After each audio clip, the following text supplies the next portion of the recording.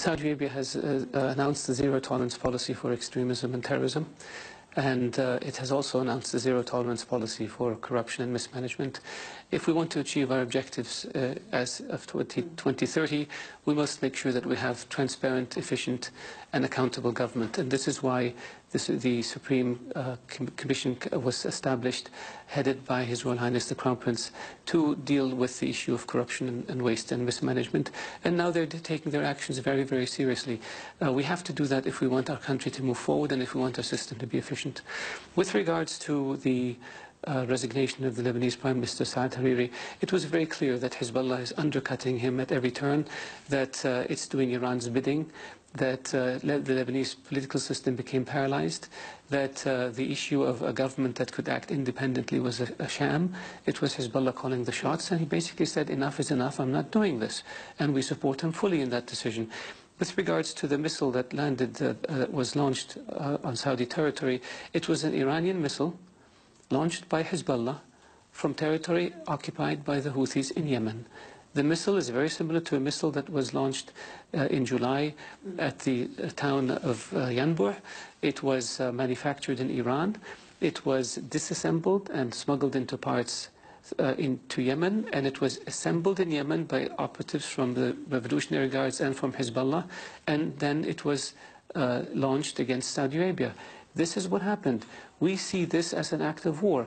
Iran cannot lob missiles at Saudi cities and towns and expect us not to take steps vis-à-vis Iran. Under the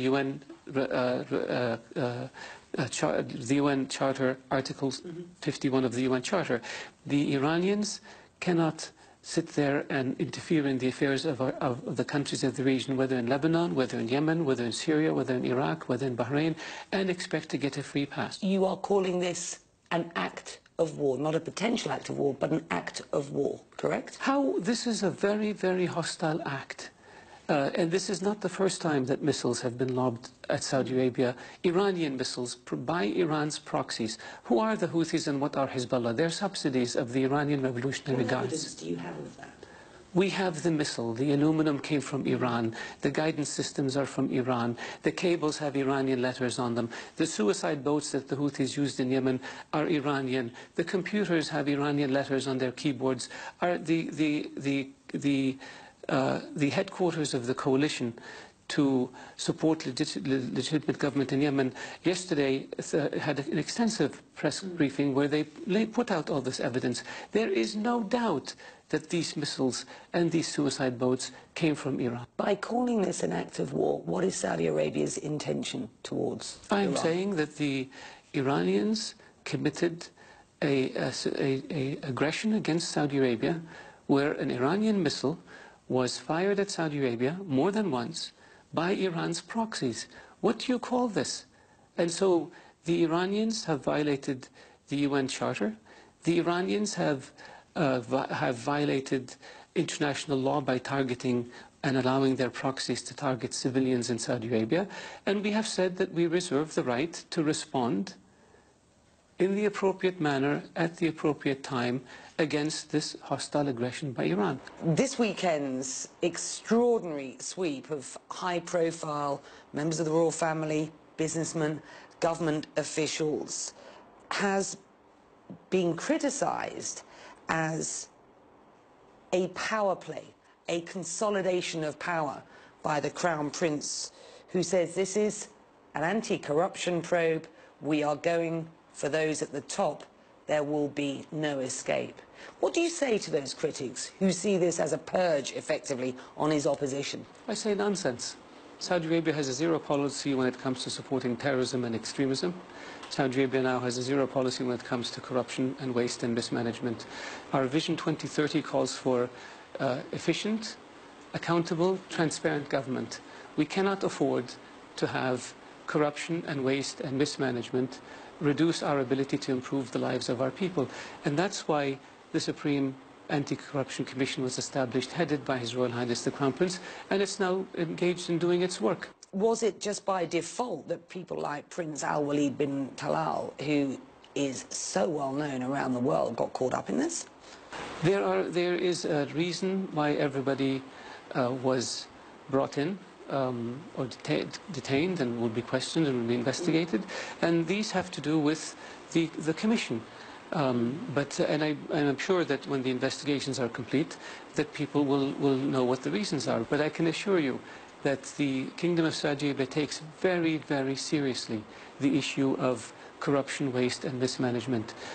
We want investors to have confidence in our system.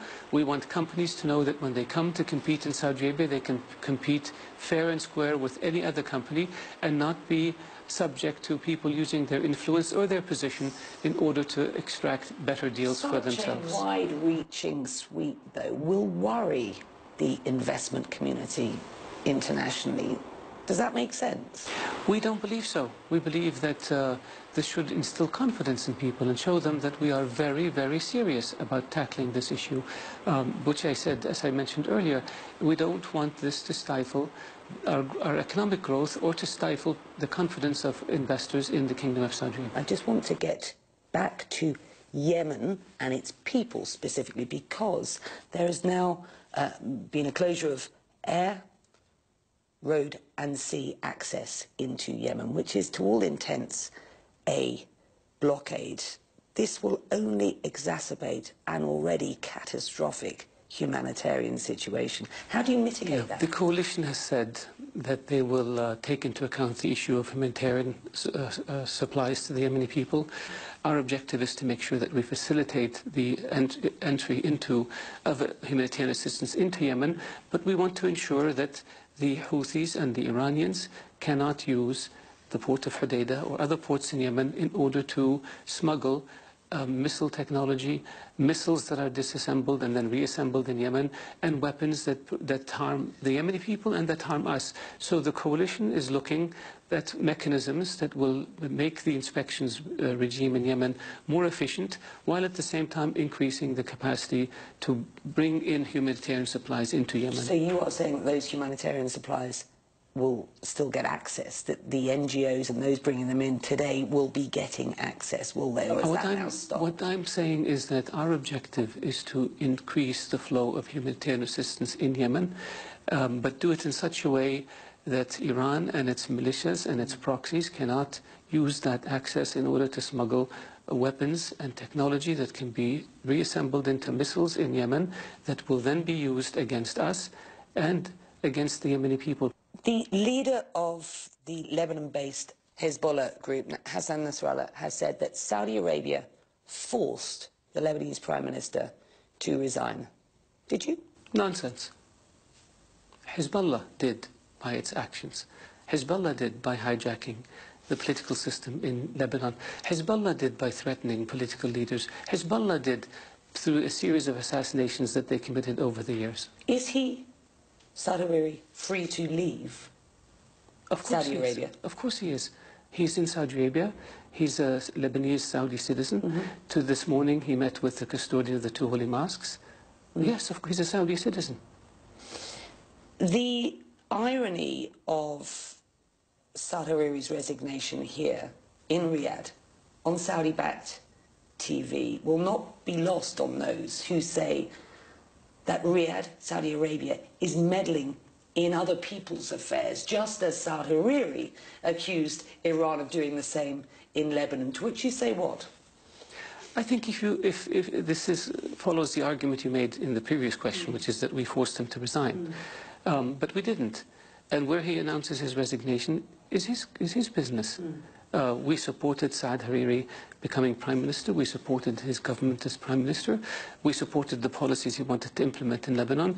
But at every turn we found that Hezbollah put roadblocks in his way, and that Hezbollah made it difficult for people to govern, and that the political climate in Lebanon had descended and became so tense that it reminded him of what happened just before his father was assassinated in 2005. And he basically said, enough is enough, I'm not going to do this. The wider story here, Foreign Minister, is the kingdom's very muscular and very visible approach to Iran at present. Witness these latest allegations of interference in Yemen. The quartet's isolating of Qatar because of its relations with the Islamic State, a crisis which is now, of course, at an impasse. These allegations that Saad Hariri was forced to step down. What is the end game here with regards Iran? Is it regime change? Is it war? Well, you want to avoid war at all costs. The objective is Iran has to conduct itself as a proper nation. It has to respect international law. It has to respect international norms. It has to respect the principle of non-interference in the affairs of other countries. It has to respect the principle of good neighborliness. Since the Khomeini revolution, what has Iran done? It attacked more than a dozen embassies inside Iran. It assassinated diplomats in a number of countries. It conducted terrorist operations in Europe, in South America, and in the Middle East. And the list goes on and on and on. And we are saying enough is enough. With the kingdom's position with regard to Iran, surely it would be just more sensible to have a GCC that felt robust at present. That isn't happening. We know that. This Qatar crisis is now 5 months in, and we are in an impasse, it seems. There seems to be no way out. The Emir of Qatar has said, if the quartet walks a mile, he will walk 10,000 miles to meet them. But he says the red line is Qatar's sovereignty, and certainly says Al Jazeera Arabic will not be closed down.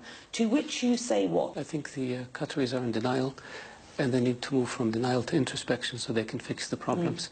This is not a crisis. The Qatar issue is very small. We have huge issues to deal with. Terrorism and extremism, Iran's aggressive behavior, supporting Iraq, Syria, Lebanon, Yemen, working on Libya. These are huge issues. Have you just moved on? The Qatar issue is very small, and it shouldn't occupy people's attention. What have they done since we took this step? They signed an MOU on terror financing with the US, which they have refused to do for years.